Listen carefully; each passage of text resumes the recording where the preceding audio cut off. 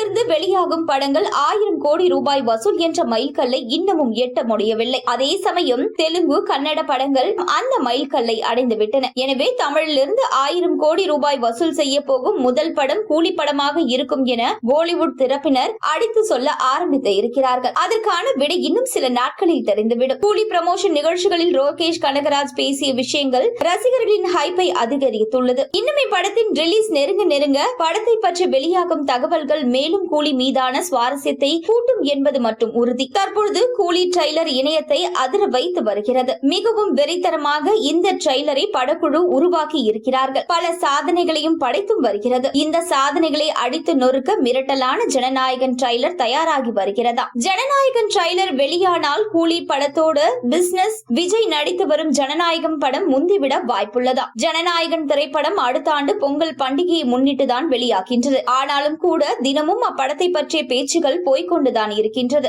அந்த அளவிற்கு இப்படத்தின் மீது ரசிகர்களுக்கு எதிர்பார்ப்பு இருந்து வருகிறது. விஜயின் கடைசி படம் தான் ஜனநாயகன் என்பதால் கண்டிப்பாக இப்படம் முழுக்க முழுக்க அரசியல் படமாகத்தான் இருக்கும் என எதிர்பார்க்கப்பட்டது. இந்த படமும் 1000 கோடி வசூலை தொடும் என கூறப்படுகிறது. இதுவரை இல்லாத அளவிற்கு படத்தை பெரிய அளவில் ப்ரமோஷன் செய்யவும் திட்டமிட்டுள்ளார்களா? விரைவில் போஸ்ட் புரொடக்ஷன் பணிகளையும் துவக்க இருக்கிறாராம் இயக்குனர். படம் வெளியான இன்னும் சில மாதங்கள் இருப்பதால் போஸ்ட் புரொடக்ஷன் வேலைகள் பொறுமையாக பார்த்து செய்யலாம் என்ற யோசனையில் வினோத் இருப்பதாக தெரிகிறது.